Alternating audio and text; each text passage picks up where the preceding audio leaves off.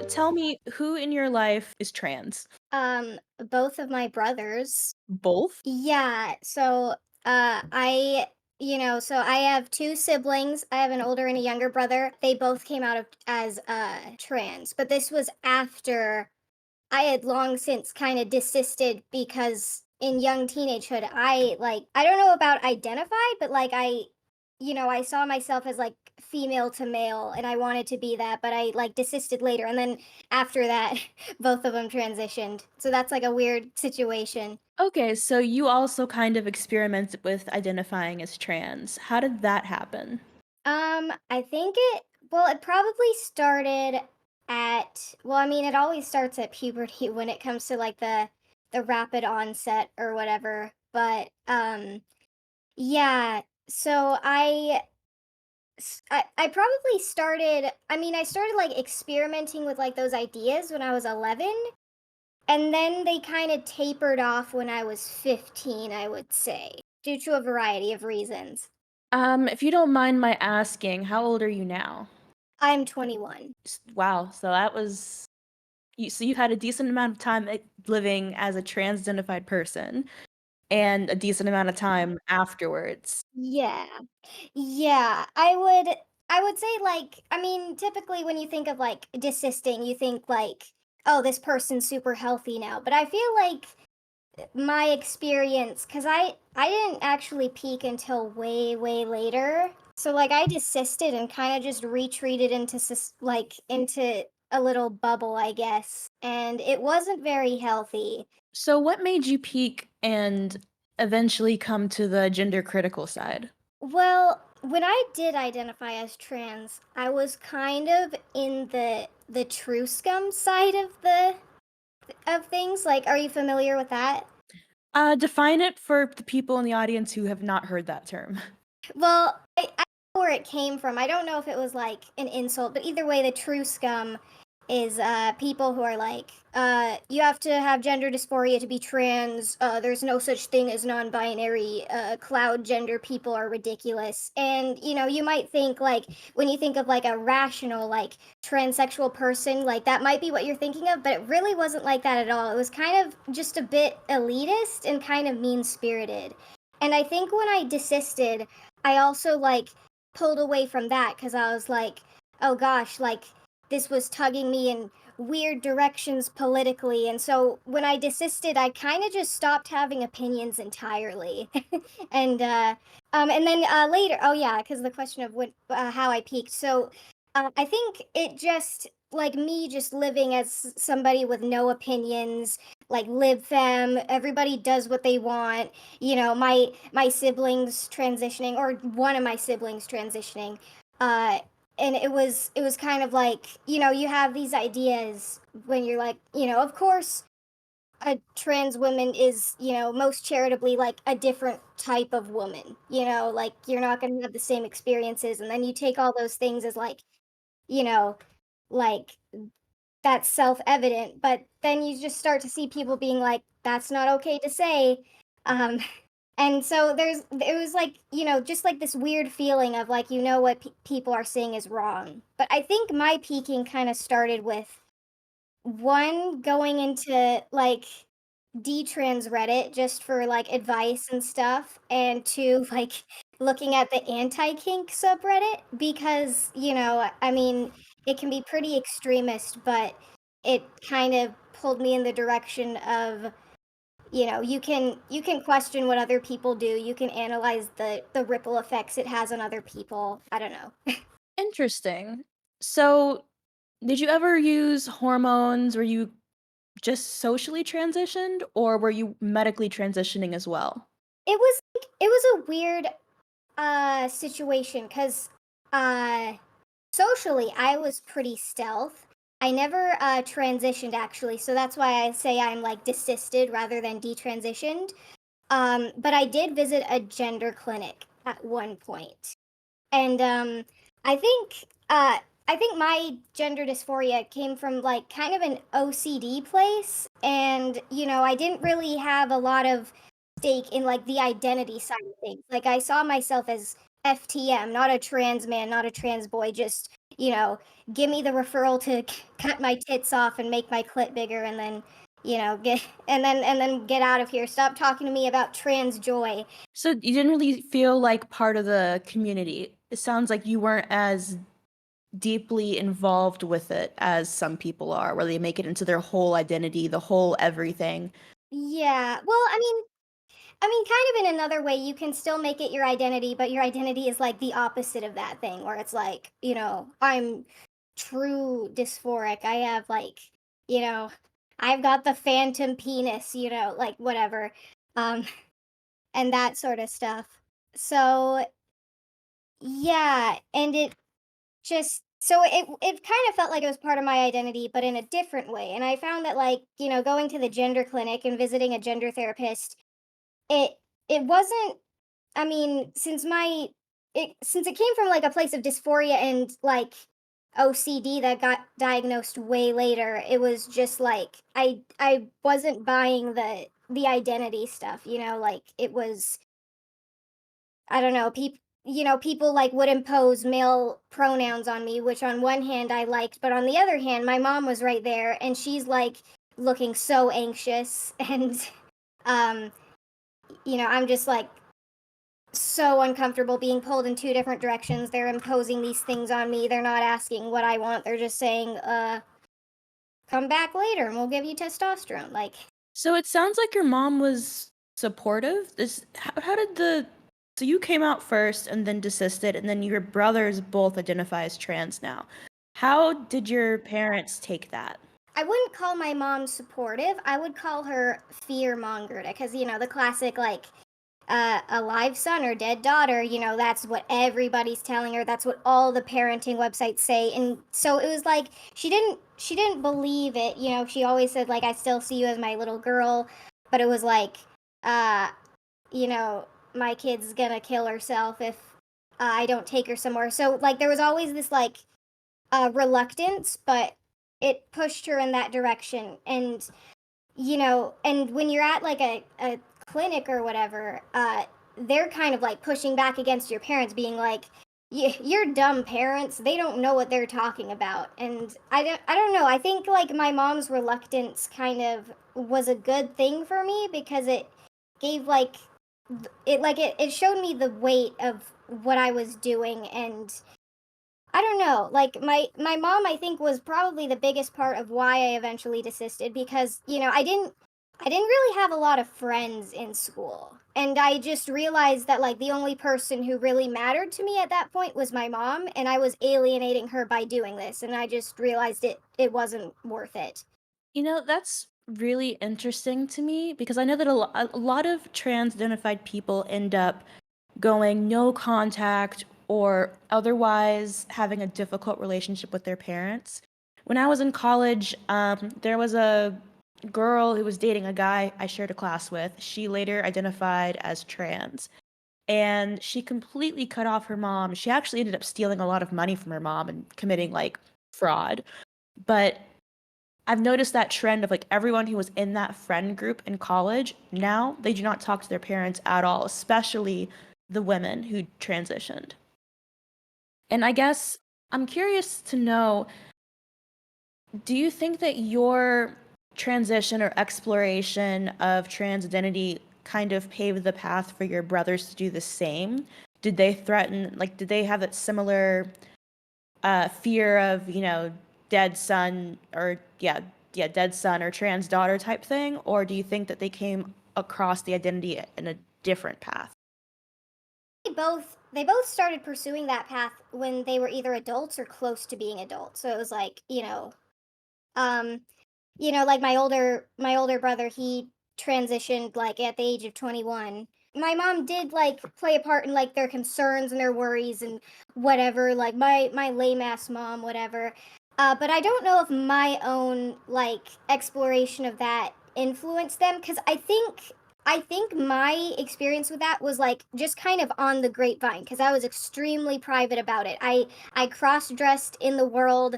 I posed as a man online, but I was very, very careful with who I told in real life.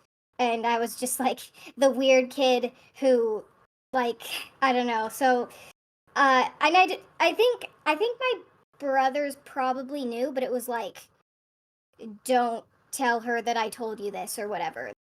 I was told once by like my older brother. I almost said sister. I mean, I suppose I could say that, but I was told once like pretty early like you'd be happier if you transitioned. And I'm like, "Oh my god, he knows."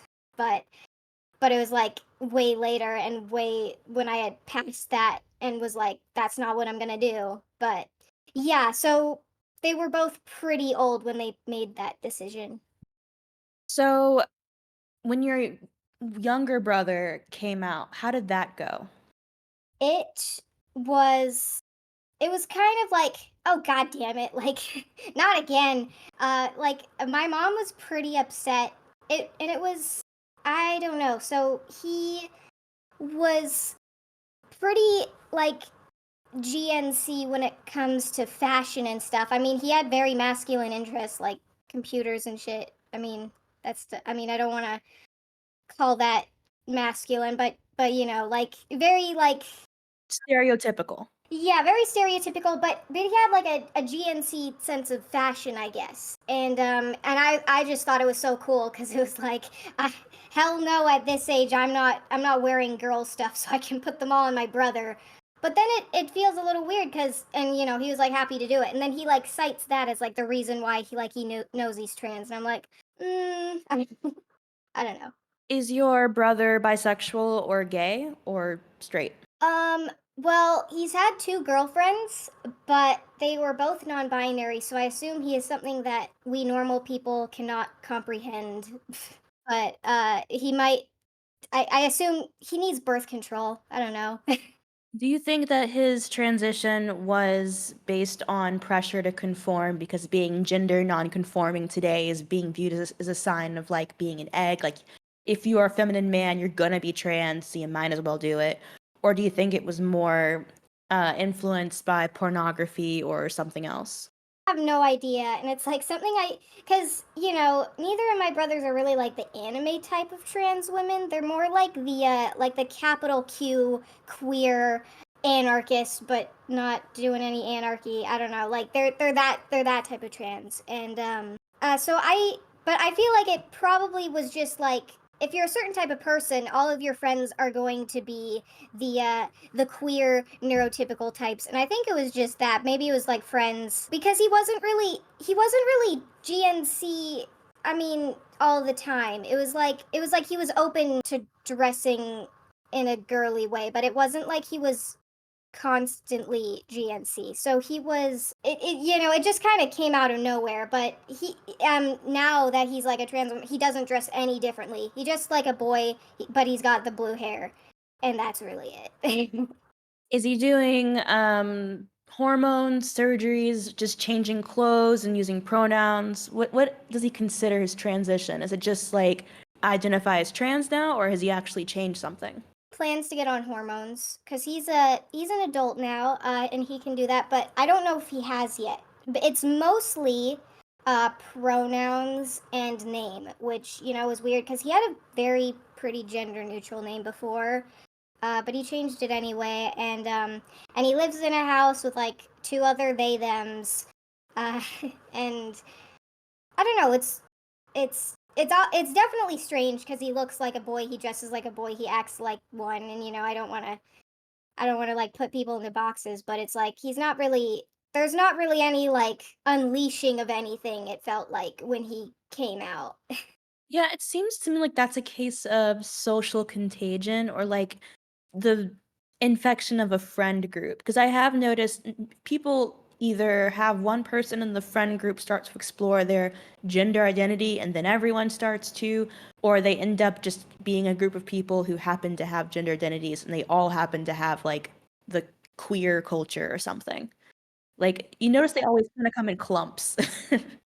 Yeah, no, I also think probably another big part was my older brother, because you know he had done this a while ago, and he was very big into he lit. I mean, I don't know if like, you know, sometimes I feel mean because you know I have love for my brothers, but yeah, he lives a very hedonistic life, and he's like, take the hormones, it'll be so great, be queer.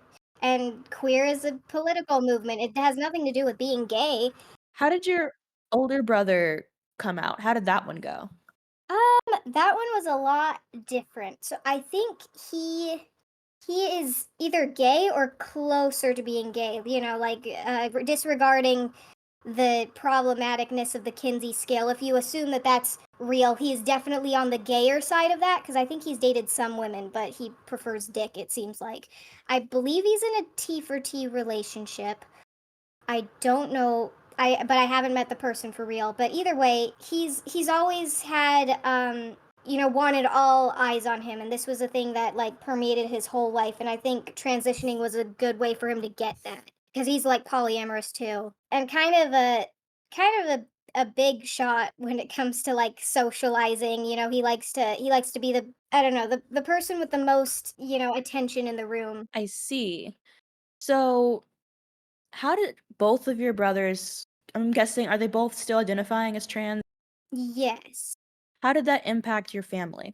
Well, like for my little brother, it was kind of just like he just made this decision, and all we have to do is call him by a different name and pronouns. But with my older brother, it was sort of like there was more of a feeling of like scratch everything from the record books, hide all of the family heirlooms with his name on them, like you know, uh, get rid of all of the lovingly knitted stitches with his name on it that like our old like our late grandma stitched for him, like that kind of stuff. I think that's one of the little things that you notice that like people don't talk about a lot. There's also just, having to like hesitate, with like old memories. There's like revisions of that. But when he transitioned, there was like a huge personality change. Like he was like, I'm no longer nerdy. I'm popular and pretty now. Like that type of stuff. It was very weird because it felt like, I don't know, if you're a girl and you grow up with two brothers, you have a big sense of shame about everything you like, so you start to like imitate them and do things that they approve of.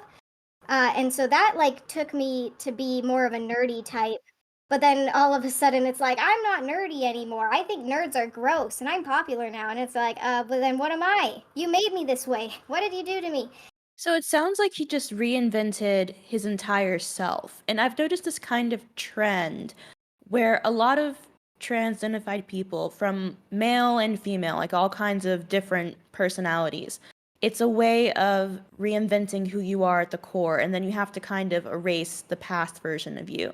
So, like as a normal person, as like just a normal human being, nobody has like a permanent sense of self. Life is to change, you grow. The person you were at age 5 is going to be different than the person you are at age 10, 20, 50, 70 because of the accumulation of life experiences. But most people don't erase the past versions of themselves. Sure, it's cringe to look back at the emo years and your awful haircut, but you don't deny that it happened. You don't completely pretend that it was different and that the only version of you that ever existed is the one that happened now. And I think it's very telling that it's not just, okay, now my name is Aiden or Moon Tits or whatever. It's always been this. You have to erase any trace of who I was beforehand to accommodate me today. Yeah. And yeah, so it's like I kind of notice whenever like we're looking at old pictures, there's always a sense of like, when he's looking at his old pictures, he's like, I looked so stupid. I was so hideous. I think I don't know big details on this, but I'm pretty sure both of my brothers were at least relatively close to disordered eating or body image issues or whatever. Did they have friends, like a social circle before they transitioned? Or do you think that they were more isolated beforehand? No, I think they were both pretty outgoing. I think that adds like another dimension, whereas like with my transition, I mean, not only was it like from the opposite side, it was like I was extremely introverted and they were both extremely extroverted. Like, well, I was like, get away from me, trans people. They are like, trans people. They look so happy with themselves. I want to be one of them. I don't know. And also, that reminds me, my older brother cited Euphoria as an inspiration for his transition. And I could go on a little spiel about what that tells me about it, but yeah. Has there ever been a situation where you've been uncomfortable with them because of the new gender identity? I've noticed that in some families, I borrowed your underwear for the euphoria, or because I had this gender identity issue. There's like certain erosion of boundaries that sometimes occurs, or other times it's just narcissism in personal relations. There's just different avenues for it, but I've noticed a trend of overarching discomfort post transitioning because of personality or behavioral changes. Oh, yes, definitely.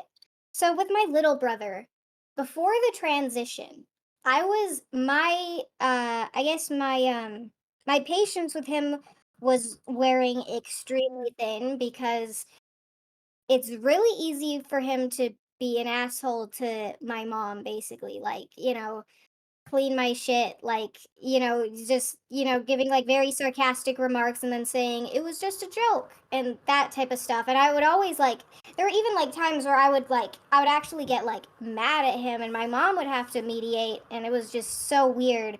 But I remember like post when he had come out, I was like, okay, so now I'm like not really allowed to name the problem anymore because you're a girl now. So like what do I do about that? Have they ever tried to claim female experiences like having a period or I guess feeling misogyny, anything like that? I'm not too sure about that. Like I mean there is a big part that like they've kind of both of them have kind of like detached in a way from the rest of us. They're not it's not like full broken contact, but it is like a lot of like, you know, so I don't know like how deep it goes. I have no idea about him. Uh but I do have like some like tea to spill about my older brother though cuz I have more. I wouldn't say he perved on me, but I would say that he's perved in general and encouraged me to join in with him. Okay, I'm curious. Please tell me more about that. Well, I mean, a few years ago, we were having a conversation, and he had said like something like, "I really liked being choked. You should get try to get choked too." And I'm like, hell no. Ugh, I didn't have like the words to say, no, that is like extremely harmful or anything.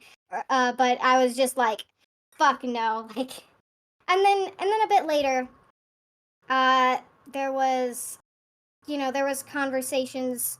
I mean, they both of my siblings, they always talk about like corrupting me, which to me has always made me feel uncomfortable because I feel like that's a weird word with certain implications sometimes. But yeah, I've been like encouraged to like sleep around. There was this one conversation I had where I was like, hell no, I'm not sleeping around. You see, I'm like teeny tiny and you're like a head taller than me and you're telling me to sleep around. Like it doesn't work like that. I'm gonna get hurt. And then he's just like, then then learn self-defense. And I'm like, what do you think self-defense is? Isn't like the first rule of self-defense to keep yourself away from situations where you have to use self-defense? And he's like, no, I think you're gaslighting me. Well, he didn't say gaslighting, but he said gaslighting in a weird context before, but it was like, um, he's like, no, where the hell did you hear that? You're crazy. And it's just like, why do you need me to sleep around? Why do you want me to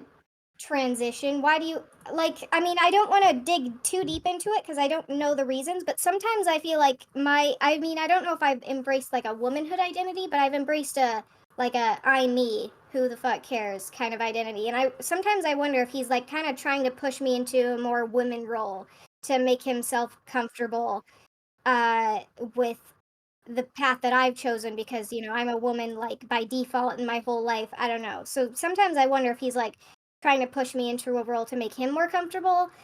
It wouldn't really surprise me because obviously there's the equation of if you're a woman, you must be feminine, and thus gender non-conforming women and men who are openly, yeah, I'm a woman, I have short hair, whatever, they tend to make people with trans identities feel insecure in their own identity. because, well, if you have short hair and body hair and you wear men's t-shirts, but you still are a woman, then what does that make me? And it makes this introspection they don't really like to go down because it does bring out the obvious holes in gender ideology where you are equating stereotypes to being male or female, but no one wants to really admit that when they're on that thought pattern. Yeah. Like being introduced to some, you know, gendy friends, and one of them asking, "Hey, what are your pronouns?" And my, my older brother just cutting in and being like, "She, her, she, her," and then I was like, I don't care, and yeah, it was just odd. Yeah, I remember like the day after I got my hair cut, I went to a new job as a babysitter at the time. So this is like 2 years ago by now, I guess. And the first thing she did was, "Well, what's your pronouns? I don't want to misgender you." And I dressed the exact same I had the day before. She had seen me the day before with longer hair. The only thing that changed is that I had a haircut. But having short hair makes hoodie and sweatpants into man clothes, I guess, and automatically excludes me from being female. It was such a odd experience to suddenly be, "Oh, you're not performing woman right, so I'm gonna question you and I'm just gonna assign you a gender identity." And yeah, so it's been a weird experience, especially, I mean, I probably have a couple stories of like, "Oh my god, she literally said that." I mean, for one, we had a conversation about queerness and how I'm like, some gay people, they don't like that, and then she said, "Well, the cool thing about queerness is that you can see like a blue-haired person and just know that they're on your side." And I'm like, "Okay." um but then later on I was like, but there are people who are like still really, really traumatized by that word. And basically she said, well, it's a good thing. Well, maybe not a good thing, but they're dying out. So let's keep going on with this queer word. And I was like, wow, okay. Wow, it's a good thing that all the older people who have been subject to homophobic abuse are dying out so that I can use the word queer. That is wow. Yeah, and there was definitely like, we kind of like came to like a I guess the truth of that conversation where I was like, so if you're gay, that doesn't necessarily mean you're queer. And she's like, yeah. I'm like, okay. um, it's just so funny how like queerness has become from like it went from this is what you call gay men all the way to we are queering not only gender but mental health and everything. I don't know, the things that people call queer, it has strayed so far. I really hate that. First off, I've mentioned many times before, I'm from the southern US, I'm from Georgia. Atlanta is a pretty liberal area. There's a lot of liberal colleges, a lot of gay culture there. But people still say slurs and they mean them. Like people have still said dyke and faggot and queer. And so when people use that as an identity, like when I was in college and people are proudly wearing these buttons and calling themselves this, I I always have that hesitation because it's still a slur. It's the same kind of shock you get when a person says the N-word. Like when I was in college, I did a study abroad in Prague, and there's a karaoke night, and some guy sang, I don't know, a Kanye song or something, and said the N-word, and like it jolted me because I wasn't expecting to hear it said with such casualness. And the thing is, with queer, you hear that so often, so casually. And now a secondary, it's like a warning. Because I've never heard someone call themselves queer who wasn't just a straight person with some kind of identity or someone who was severely mentally ill. Like there was, or somebody who's been taken in by the ideology and thus can't talk openly with. But everybody has been in those three categories. And it's just, Yeah, or somebody trying to take advantage of said mentally ill people. yes, like definitely I've seen posts about the trans-identified females on Grindr who want to be gay trans men, and then straight men are just aware that most of them haven't done much like they might be hairier and have short hair, but they haven't actually transitioned. And then they take advantage of that by playing into the, yeah, I'm a queer ally.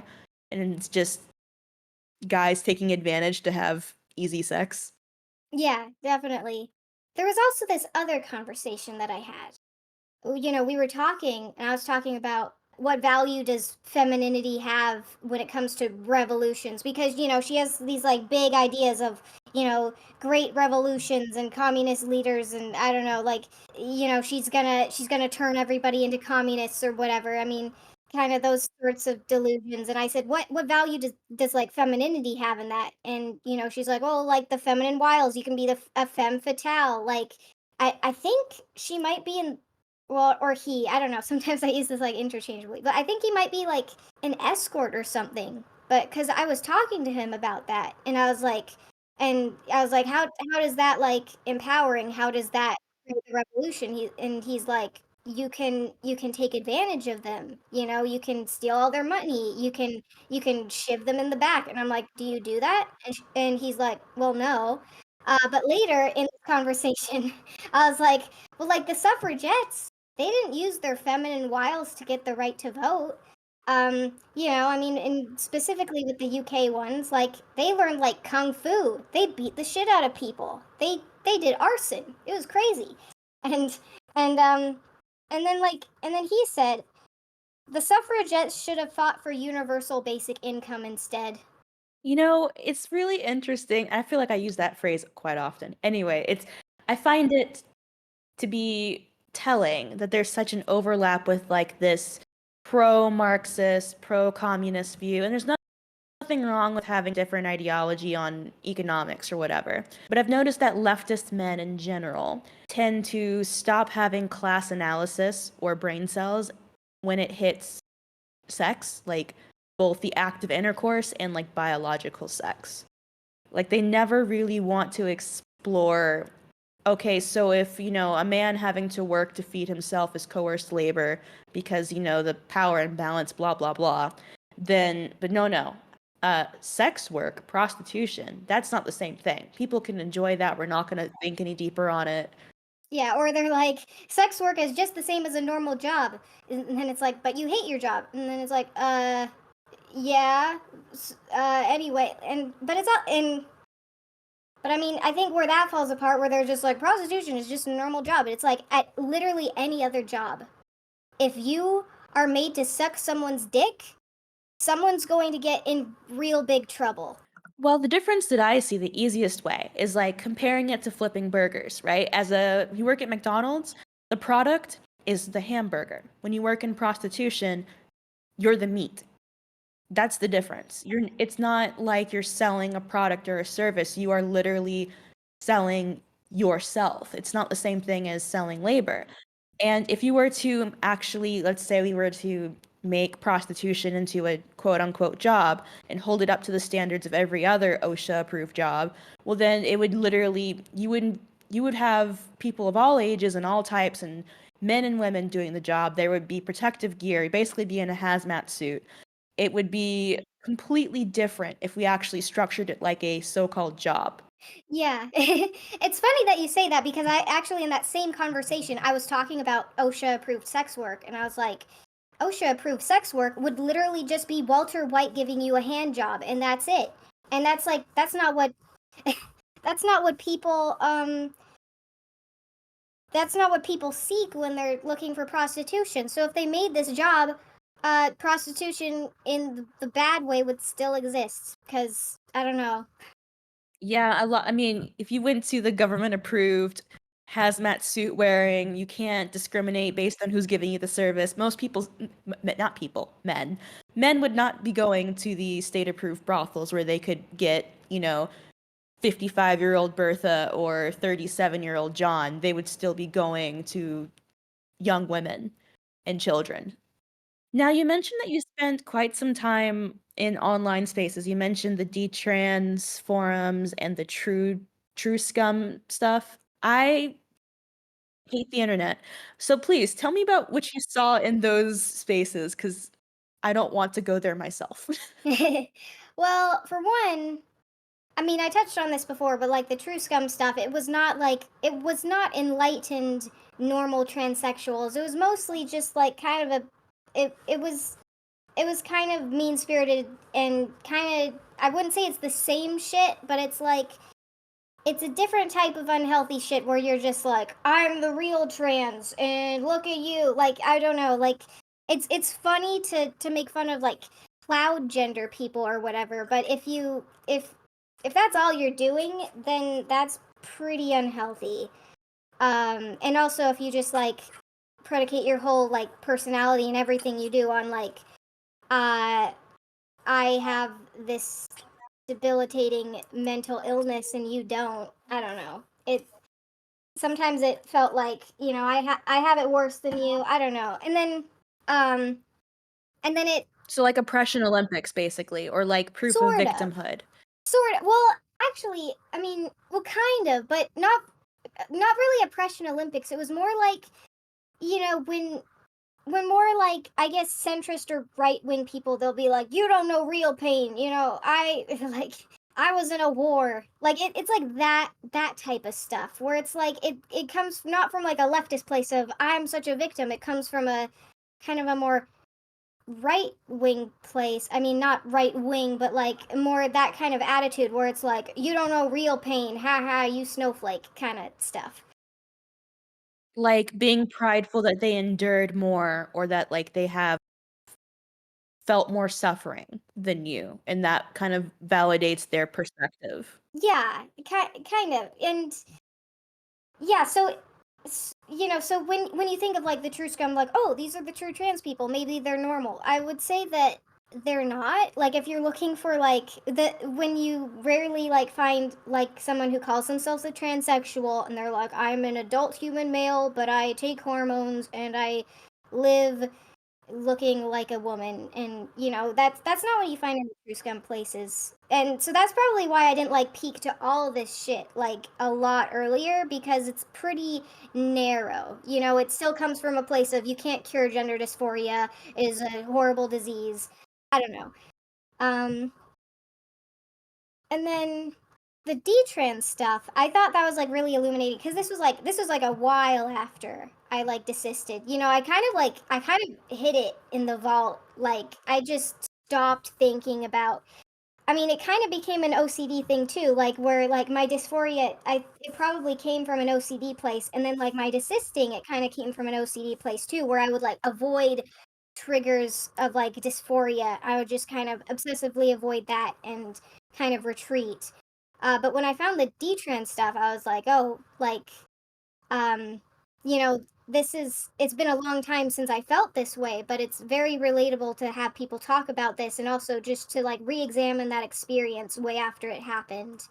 And you can find weird people on the D-trans stuff. Like some people are like too right wing. They're like, I don't know. I mean, you can post a Matt Walsh video for what it is, but if you're like, oh, here's another banger from Matt Walsh, it's like, eh. But for the most part, it's pretty illuminating, and it's pretty candid about that sort of experience. I have noticed that with detrans, like some people detransition and then go extremely in the opposite direction. So it's like they like girl detransitions and then becomes trad wife. I've seen that sort of like that change. And I mean, I guess your options are become trad wife or become rad femme. I haven't seen as many people do the middle path of just going back to normal. Yeah, it's an interesting that's like what I was gonna say, like, is one of the downsides of the D-trans thing is like you so often see like, here's my D-trans timeline, and it's like they're like wearing a bunch of makeup and they're in a dress, and it's like, it's like, I don't know, that's not necessarily like, I mean, it can be a positive thing, but it don't shove yourself back into the box you tried to escape from, I guess. That's a good way to put it because I do feel like a lot of research lately on ROGD or on the huge rise of female who are identifying as transgender. It's been pointing towards the rising and very overt misogyny, and that this is like an escape, it's like a path out of it because a lot of people, and it's really interesting seeing this online where people are unable to break through that final revelation that you can still be a woman and still be female and just not partake in some of the rituals you don't like. Like, yeah, having this obligation to wear makeup or to shave or to dress this way. Those are very real things. And if we instead said, yes, I'm a woman and I want to wear pants to work, or I'm a woman and I don't want to have to wear a full face of makeup to work in this position. If we could just admit to, yes, this is a problem that's facing me because I am female, and then try to address it and make change, that would be beneficial for everyone. But instead, we have this splintered, individualized approach where it's just, well, if I identify as transgender or non binary, I can wear pants and I can be comfortable and then I can just be done with it. There's like this huge gap of understanding that it's like a collective issue, not an individual one. And so, um, actually, it's interesting because I mean, you've heard about the D-Trans subreddit, but do you know about like the actual D-Trans subreddit, where like people always like put an actual ahead of something when like the normal tag is taken by weird shit. I mean, that's why actual lesbians exist. It's like it started as like the lesbian sub is a pornography sub, so let's make a place, and then it basically became functionally porn because I mean, probably jerking off while they're reading it anyway. So, but the actual D-Trans sub, it's really interesting because it's like it's I think all or most of the mods are trans, and it's like you can talk about your experience, but don't talk about it too much and don't have opinions. And obviously it's not as popular as the D-Trans sub, but it shows like this because like there's some people and they're like, let's not treat detransitioners so bad because they'll go down the conservative pipeline. Oh shit, um but it's like the conservative pipeline, quote unquote, is just that was weird. I was really fucked over in that scenario, and that's what it is. So, like, it's just labeling any sort of criticism or just dissent with transitioning or the transidentity, and that's automatically just going to be conservative. Like, the same way that they lump anybody who says, maybe we should slow down on giving children hormones. Oh, you're a conservative and you want all trans people to be dead. Like, there's like an escalation of what it actually is. Yeah. Protect trans kids, not from osteoporosis though.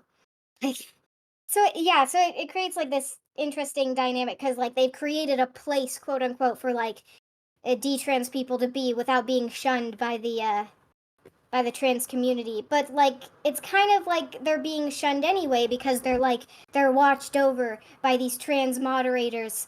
Like, um, and I think most of the people who post on there are probably trans themselves. There's so much online suppression of conversation in what's supposed to be moderated, but like not controlled spaces. Like I haven't used Reddit in like a long time, but I remember there was like this subreddit for like change my mind or like debate me or whatever. And like one of the rules is like you can't bring up trans issues.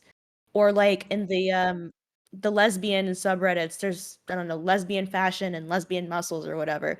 Anytime someone has like a comment that's like, why'd you post this or that outfit's not great, it's like removed immediately. Like there's and if you don't know what you're looking for, you wouldn't even know that this suppression is happening because it's just automatically comment removed. And like if you're not internet savvy, then you might just think, oh, everyone's super supportive. Yeah. I mean, what I like about the D-Trans subreddit is like, for one, I mean, one, like you can find like insane people on there. But two, it's like, this is just talking about our experiences. And it's like, yeah, there are crazy people. There are people from all different like viewpoints. But I mean, it creates like a conversation, and I mean, it kind of feels like the world is healing a little bit. The fact that people can share a space, even if some of them think the others are insane. I don't know. See, that's the kind of space that I like to cultivate. It's why in my Discord, it's not rad femme only. It's anybody who's willing to play along and to have civil debates because I don't think having like a hug bubble is healthy. Not only is it important just to hear other viewpoints, because you should challenge what you believe, you should think on it. It's really important to be able to articulate why you believe X, Y, and Z. But also, when you're talking it through with someone, I feel like it makes it easier to see other perspectives and to understand the necessity for actual tolerance. Like, I'm not religious, I'm not Christian, but for someone who does have that faith, well, if I want to convince them about the importance of no fault divorce or something, then I have to meet them where they are and see why they believe that divorce is such a sin. Same thing really, really goes for the trans issue because I don't think that, I don't think everybody who identifies as trans is, like malicious or, like they really want to be mean or evil people or anything. I think that a lot of people are just ignorant or maybe a bit narcissistic or mentally ill, and we get a lot more flies with honey than with vinegar. I also think that's like another big thing. Like for what like separated my desisting from my peaking was just being like, wow, I can have opinions now. It's okay. Like I can look at different things and they're not gonna change my mind. They're not necessarily gonna change me. They could change me, but I trust my judgment that that change will be positive. I don't know. Like I think just like just having your own ideas and having the self confidence to I don't know. Yeah, like self confidence is just I think that just comes from like knowing what your principles are. And I didn't really have any principles. So even after I desisted, which, sounds like a positive thing, I was just like depressed for years. So, what does life look like for you now? Or do you think that you're in a better place mentally? Do you have a good social system? Do you have any goals for the future? I'm definitely doing quite a lot better. I mean, I struggled quite a lot. I was pretty there's bumps in the road here and there, but I mean, recently since I peaked, that was like a year ago, and I've like made major strides, which it doesn't like look like big strides for a normal person, but it's like I've got a job, I've made friends, I've done all these things that like I was like it felt like I was incapable of doing those things before. Um, yeah, so I think I'm doing quite a bit better. Definitely better than either when I wanted to be trans or when I desisted. I just feel like my mind's a lot clearer all the time. Do you think that being exposed to radical feminist topics has helped? Or do you think you spend more time on the internet or less than when you used to feel complicated, I guess? Say a little bit. I would say less, but I think the radfem stuff and that kind of stuff, it yeah, it really did uh change a lot of stuff. I mean, this is a pretty embarrassing story, but when I was peaking, um, I because I had this habit before because I was like a redditor and I would scroll the normal subreddits, but whenever I'd see something I didn't like or like something insane, I would like kind of I would have this like compulsion to go to the sane subreddits that I liked, and I'd read all the posts and I'd check all the new posts, and I'd just like I'd cleanse myself of that experience. And so I had this awful experience when I was peaking because I got like a Tumblr account. I was reading all this posts, and I'm like, whoa, these people are so sane. And I just like I spent like every single hour I was awake. It felt like just on Tumblr, just reading all these posts, and it kind of and I actually ended up flunking out of my semester at college, to be honest. Like like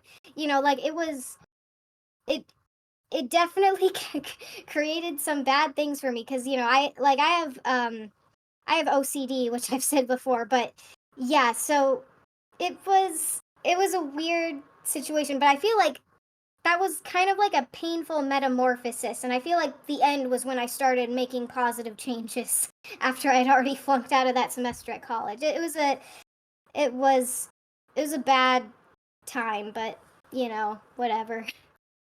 Well, I have to say I'm really happy for you that you've been able to make changes in your life, especially because I know so many people who have like these hangups about not having milestones when they think they should, like not getting their license at 16 or not going to college at 18 or not getting a job at whatever age. And then they fixate on what they perceive to be like failures because, oh, I'm not following the trend of what America says, a young adult should do.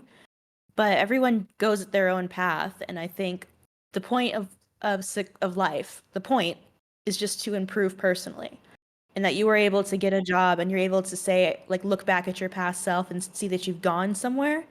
That's really, really awesome, and I think more people should be willing to try to make those strides too. Yeah, thank you.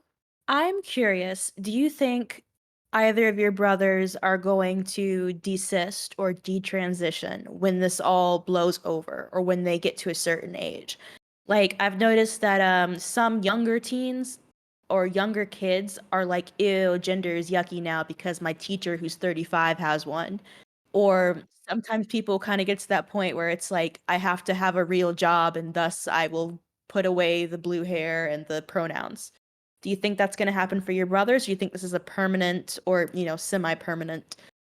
I'm leaning towards the semi-permanent because when I look at them, I mean, they're, I mean, I wouldn't say, I mean, functional is a loaded term, but they're they're living on their own. They're doing their own thing, and I don't know.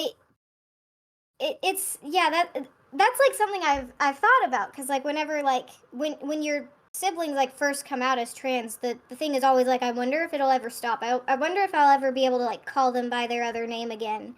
Um, but yeah, I kind of has just knowing that they because you don't see like MTF transitioners very often either.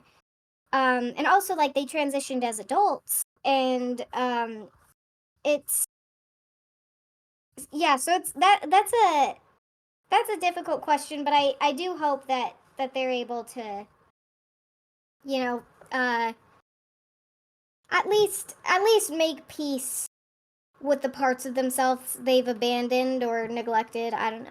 Hmm. Well, I have to say, you're the first person I've heard from that has two people in the family.